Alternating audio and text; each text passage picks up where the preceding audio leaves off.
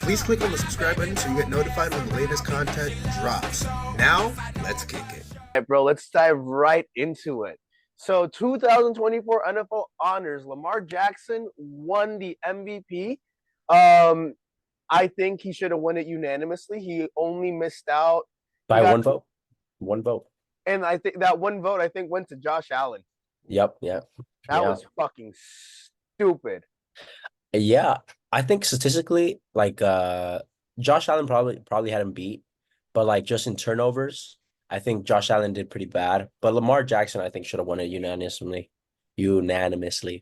Lamar should have won it definitely unanimously. Josh, like with all due respect to Josh, he had a great statistical year. His team was going through a lot of controversies and turmoil, and we saw him at the end of the year where they won a game, and he wasn't necessarily the center focus of them winning that game. It was James Cook. Yeah, that's true. They were like 200 or something. Yeah, and he only threw it for like 4 or 5 times. With that being said, Lamar should have definitely won it unanimously for the second time in his career. Dak should have not finished second, in my opinion. Dak should have finished. I think it should have been. I think it really should have been Brock. I think that one game against Lamar, like, look, if they didn't want to give Brock the second, if they didn't want to give Brock second, they could have just given it to CMC, but Brock third. Like Dak should have not been second in the MVP in this MVP voting. It should have been Brock because of the game that he had when he went up against Dak. He whooped that ass. I think that should have been the logic, but it wasn't, but it's whatever. It's also a lot of cowboy fanboys out there. Dak, even and when it matters the most, when the games matter the most, and also strength of competition, Brock outplayed Dak. I don't care what anybody says. Yeah, no, for sure. For sure. But shout out to Brock and CMC for winning FedEx Air and Ground Players of the Year. I don't care what anybody says. Brock showed you guys this year that he can throw the ball. A special quarterback is only supposed to make special throws 3 to 4 times in the game. When you're special, you don't have to make a special play every single time you throw the ball, if that makes sense. You only got to do it when it counts and when it matters the most. And I feel like Brock's done that. What do you think? I think that's true. I think like he shows up when you need him. So, I think we have different definitions of like special still, but Yeah, I'll get you to come around on Brock eventually. Yeah, he's good though. Yeah, happy for the guy. Shout out to Kevin Stefanski, who won the Coach of the Year. Him and D'Amico actually tied in votes for tied in points with 165 points each. Yeah, I think D'Amico should have won it. Kevin had one more first place vote though. Yeah, but Kevin Stefanski, with all the injuries that team was dealing with, they lost. I'm not upset with that. Yeah, they lost Deshaun Watson, Nick Chubb. Who else? Those are only ones that I really paid attention to because Nick Chubb is a plus, and then Deshaun Watson's huge. But Joe Flacco played great. They lost their second string running back, and then James Ford had actually, no, I think James Ford was the second string running back. But they had a Hunt. Well, no, Hunt came in like in the last. He wasn't even there after the half. He was there after like the last quarter of the season. That's true, but and then you also got to take into account. He did it with Dorian Thompson Robinson. He did it with PJ Walker. He did it with Deshaun. He did it with Joe Flacco. That's true. Yeah. I mean, he beat the Niners with PJ. What's his name? PJ. No, it was a DTR or PJ Walker. Yeah, it was DTR. I think basketball, but yeah, DTR. Either way, like, yeah, am I upset? Am I upset that D'Amico didn't win? No, I'm not upset, even though I have a tremendous amount of respect and love for D'Amico, and I really see the Texans as the Niners South. Also, the AFC South, bro, I feel bad for the Jacksonville Jaguars because the way that I see them trending is being the Jacksonville Jaguars of old. If that makes sense. I think Trevor Lawrence still has to like do some things to like prove that he could be a really good quarterback because he really hasn't done anything aside from that comeback win against the Chargers. Like that was big, but I mean, still really hasn't. He couldn't do it against the Mahomes and the Chiefs. Yeah, Uh, he hasn't done anything yet. so shout out to Kevin Stefanski. Congratulations to him. Joe Flacco won Comeback Player of the Year this year. Um, and it's crazy. Well, he won it. So Damar Hamlin got 21 first place votes. Joe only got 13. But Joe got 26 second place votes, which put him over the edge of Damar.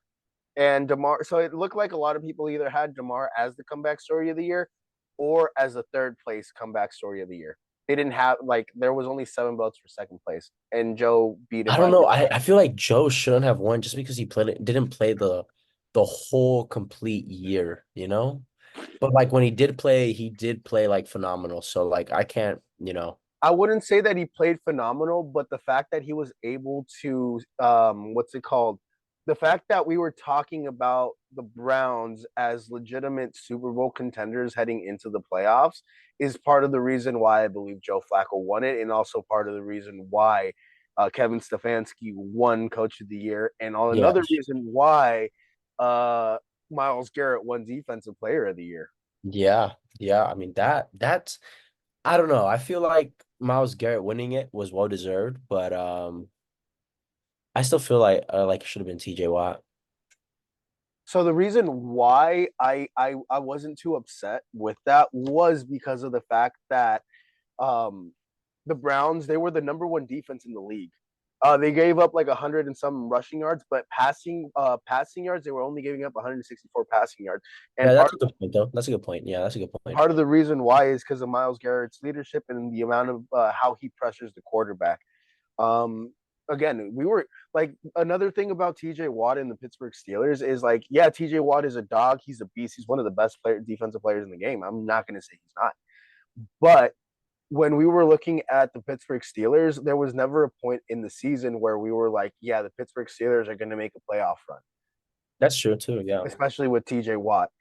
When we looked at the Browns, we were like, "Oh yeah, the Browns can definitely. The Browns are competitive. The Browns can make a deep playoff run because of their defense, because of Joe Flacco, because of the way that Kevin Stefanski is coaching. And that's another big reason why I believe Myles Garrett won the Defensive Player of the Year. Yeah, that's a good point. Yeah. So I guess when you take into account like how good that defense was, I mean, it makes sense that, it should go to the best defensive player on that team, especially Yeah. if their defense is still really good. So, mhm. Who else? Moving on to who else won? Will Anderson and C.J. Stroud both winning coach rookies of defensive and offensive rookie of the year awards. Yeah.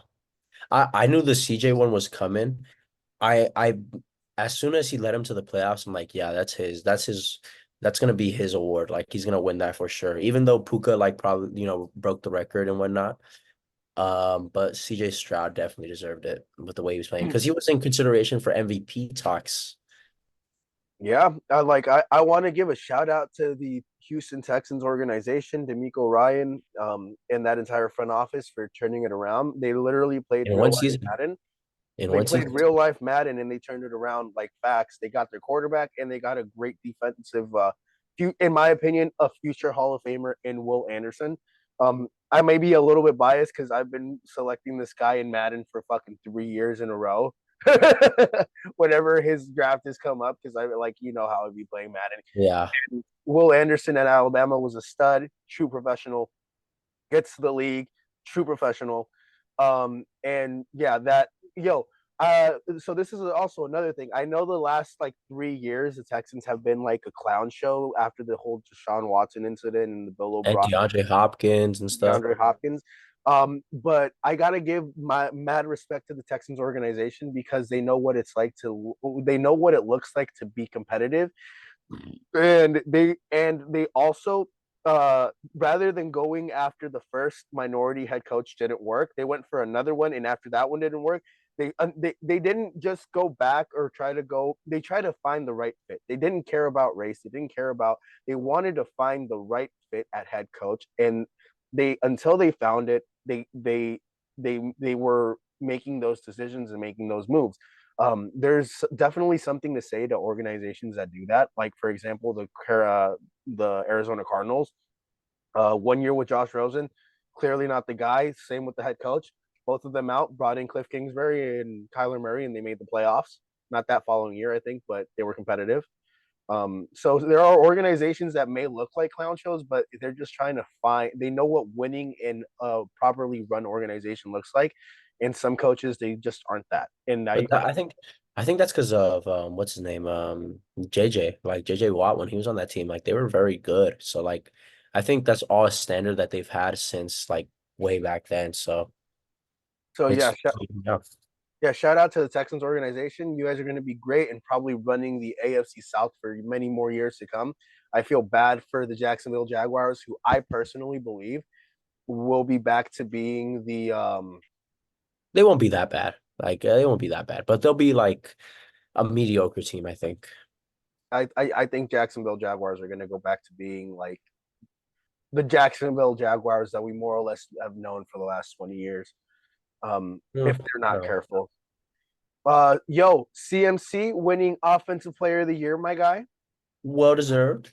Well, Tyreek had a great season though, but I think CMC just like doing it on the ground and through passing.